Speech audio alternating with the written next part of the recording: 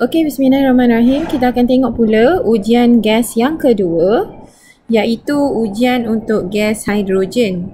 Okey.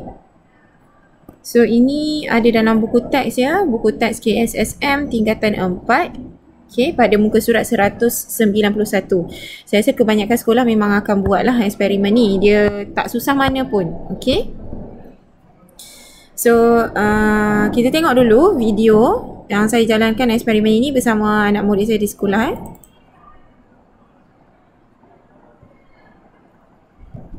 Okay, so basically kita ada asid. Okay, asid sulfuric. Dan kita ikutlah arahan tu, gunakan asid sulfuric. Dia sebenarnya tindak balas ini adalah melibatkan tindak balas asid dengan logam. Sebab bila asid bertindak balas dengan logam, hasilnya adalah garam dan gas hidrogen. So, gas hidrogen tu yang kita perlu hasilkan dulu. Dari situ, kita akan uji kehadiran gas hidrogen itu. So, kita actually boleh guna mana-mana asid. Okay, cuma arahan dalam buku ni dia suruh guna asid sulfuric. So, kalau tak nak guna asid sulfuric sekalipun, boleh guna asid hidroklorik, asid nitrik, even asid etanoik iaitu asid lemah pun boleh digunakan. Cuma mungkin the pop that you will hear nanti is not as clear as kalau you guna asid kuat lah. Okay, so dalam kes ini kami guna asid sulfuric. Asid sulfuric yang cair pun cukup dah. Itu yang tulis 1 mol per decimeter cube. Ini sebenarnya kepekatan ya. Pembantu maklumat salah label ni. Bukan 1 mol, 1 mol per decimeter cube. Okay, so masukkan asid 2 hingga 5 cm cube lah. Okay. So dia, kami tak adalah ukur sebabnya it's just nak make sure ada terhasil gas hidrogen tu. If you put sikit sangat nanti tak berapa nak dengar gas hidrogen. Okay, so sekarang anak murid saya tengah masukkan zinc, logam zinc. So logam ini tak semestinya guna logam zinc. Boleh juga guna mana-mana logam reaktif yang lain. So most probably you akan jumpa soalan yang menggunakan contoh logam magnesium ke? So dia masih menghasilkan gas hidrogen juga. Sebab the tindak balas is between acid dengan logam reaktif. So kita boleh guna mana-mana logam reaktif. And logam adalah berwarna kelabu. Okay, so sebenarnya kat sini dah keluar dah gas hidrogen dia. So apa yang kita perlu buat sekarang adalah sediakan satu kayu uji menyala. Okay.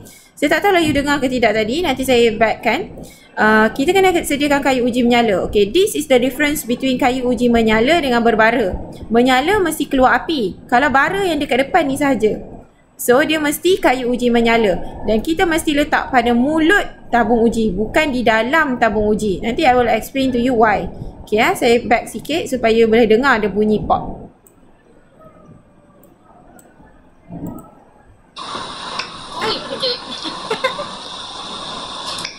Okay, so 2 kali bunyi pop kat situ. So itu je lah eksperimen dia. Sebenarnya nak uji kehadiran gas hidrogen. Okay, kita tengok apa tindak balas tu tadi adalah antara asid sulfuric dengan zinc. Okay, so apa hasil dia? Ini adalah sifat kimia asid ya, yang pertama. Kalau you dah belajar kan, mesti you dah belajar dah ni. Okay, so hasilnya adalah gas hidrogen. So macam mana kita uji kehadiran gas hidrogen? Dekatkan sebatang kayu uji menyala ke mulut tabung uji. Okay, so kenapa kita hanya letak pada mulut tabung uji sahaja? Okay, so ini ada tabung uji. Okay, kat sini ada asid dan zinc yang dah bertindak balas tu. Okay, so kita hanya letak kayu uji menyala pada mulut tabung uji sahaja. Kita tak masukkan pun. Okey. So sebenarnya kita letak kayu uji menyala pada mulut tabung uji ni sebab apa yang menyebabkan bunyi pop tu? Bunyi pop itu sebenarnya adalah tindak balas antara gas hidrogen yang keluar daripada tindak balas antara asid dengan zinc ni. So keluar daripada tabung uji ni and dengan oksigen di udara. Sebenarnya dia menghasilkan letupan. Tetapi letupan ini kecil sahaja sebabnya gas yang keluar tu, gas hidrogen yang keluar daripada tabung uji sikit je. Okay, so sebab itu kita hanya dengar bunyi pop. Kalau isi padu gas hidrogen tu banyak, Okey. Macam contoh situasi yang berlaku tahun 2 tahun sudah, saya tak sure, di Putrajaya dibuat pelancaran satu majlis yang mana belon dia diorang isikan dengan gas hidrogen. So bila diisi dengan gas hidrogen, belon akan terbang ke udara. Di udara ada oksigen kan.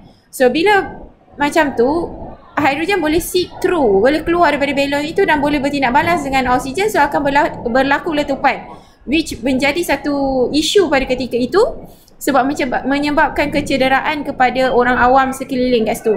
So sebenarnya yang menyebabkan bunyi pop itu adalah kerana berlakunya tindak balas hidrogen dengan oksigen. Okay, so meletuplah.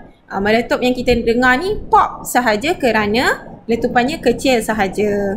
Okay, so itu sahaja berkaitan dengan ujian gas hidrogen. So you boleh buat eksperimen ini di sekolah bersama cikgu you. Sekian, terima kasih.